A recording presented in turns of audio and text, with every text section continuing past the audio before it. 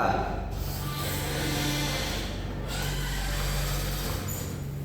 pagi semuanya. Pagi, Ibu.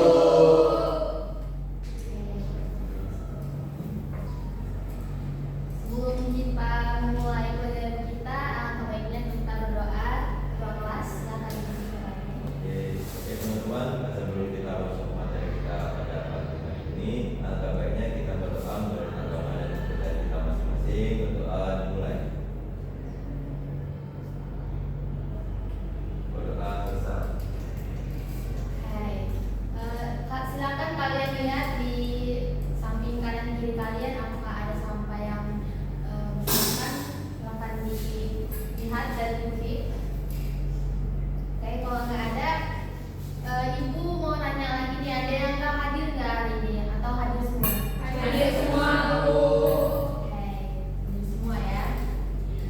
Sebelumnya kita minggu lalu tuh membahas tentang materi permintaan dan penawaran. Ibu ingin bertanya nih, kalau permintaan suatu barang meningkat, apa yang akan terjadi pada harga? Ada yang ingin dijawab? Saya Bu, Iya, Nabila silakan. jika permintaan meningkat maka harga akan cenderung naik Bu. Iya, betul banget. Jadi kalau permintaan barang itu meningkat, harga itu bisa naik. Nah, ada keterkaitannya nih dengan inflasi. Materi yang akan Ibu ajarin hari ini yaitu tentang inflasi. Tujuan pembelajaran hari ini, Ibu itu pengen kalian paham dan bisa menjelaskan pengertian dan penyebab inflasi, menganalisis dampak inflasi terhadap perekonomian, dan mengidentifikasi cara mengatasi inflasi.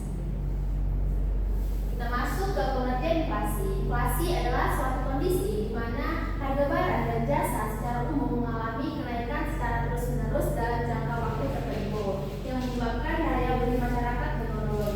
Keterkaitannya dengan permintaan dan penawaran minggu lalu itu, kalau permintaan itu ketika barang terus meningkat akan terjadi pembelian juga menurun.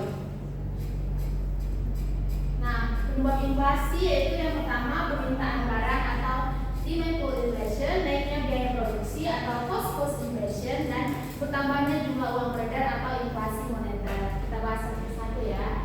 Yang pertama itu demand pull inflation, meningkatnya permintaan barang. Inflasi ini terjadi ketika permintaan terhadap barang dan jasa meningkat, tetapi produksi tidak dapat memenuhi permintaan tersebut sehingga harga naik karena persaingan dalam memperoleh barang. Contohnya ini ketika waktu Lebaran kemarin, banyak nih yang jual daging atau segala macam itu, terus karena permintaan juga meningkat sedangkan barang-barang tersebut itu terbatas, yang terjadi itu ialah kenaikan harga karena barang yang langka itu sedangkan permintaan naik bisa menyebabkan kenaikan harga.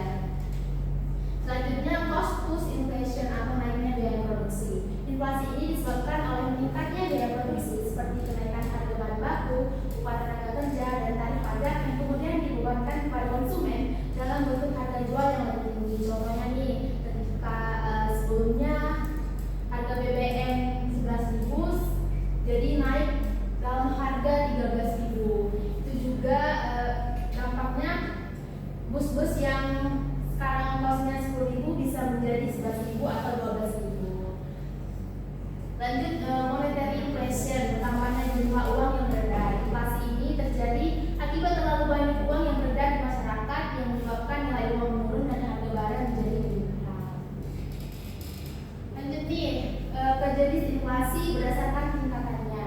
Yang pertama ada inflasi ringan, kurang dari 10% per tahun. Inflasi ringan ini nggak terlalu berpengaruh signifikan terhadap pembelian masyarakat karena masih kurang dari 10% per tahun. Yang kedua itu inflasi sedang, di mana di inflasi sedang ini proses pembelian masyarakat itu mulai menurun karena inflasinya itu 10% per sampai 30% per tahun.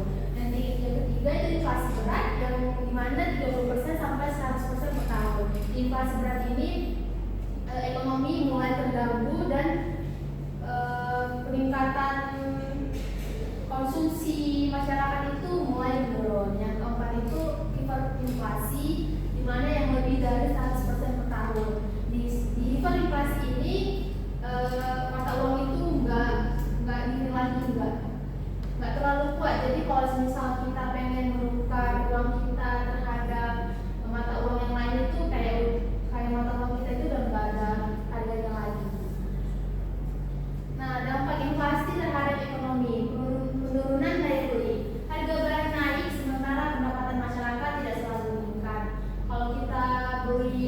harga barang yang sekarang 110 terus tiba-tiba meningkat nih jadi 200, padahal gaji kita tetap sama. Itu bisa jadi kita kayak mikirnya itu lain kali aja deh belinya, atau kita bisa alternatif lain nih belinya kayak misal merek yang lain dengan harga yang lebih murah.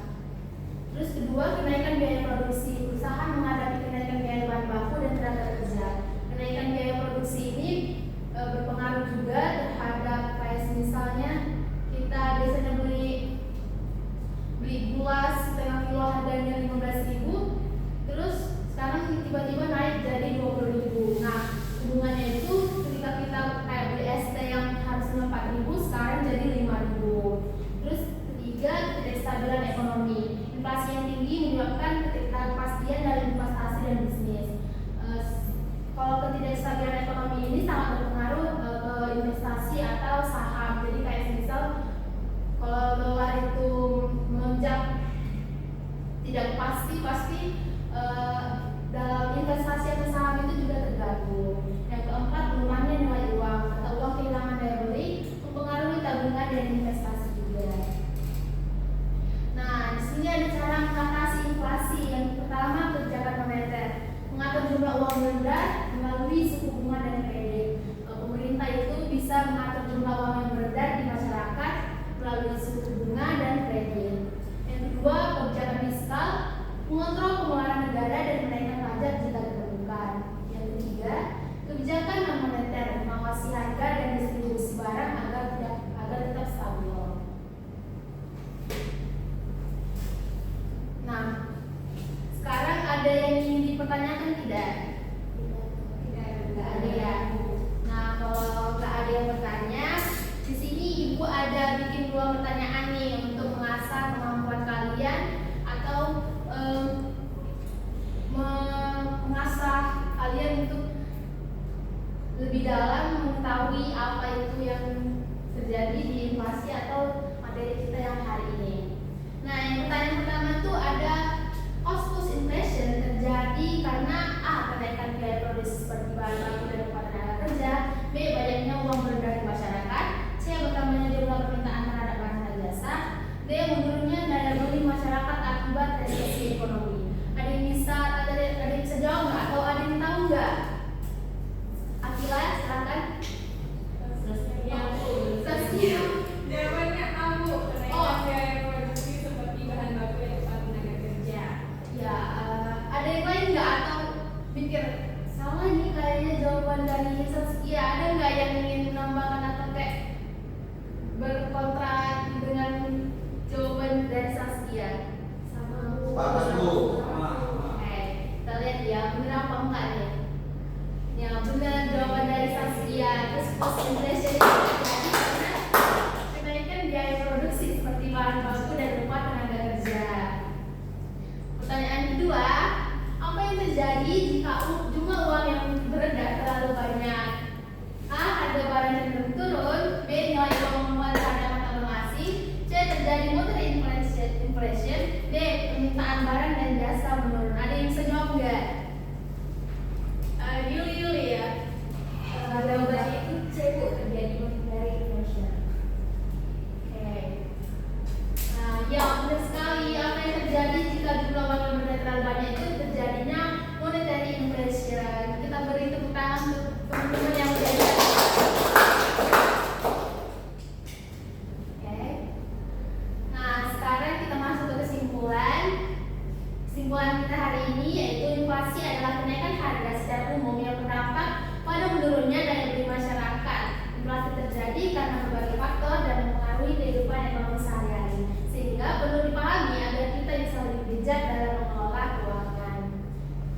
Nah, untuk mengasah kemampuan lagi, ibu udah kirimkan tugas di WA group, kalian bisa kerjain dan dikumpul minggu depan. Sekian untuk materi kita hari ini.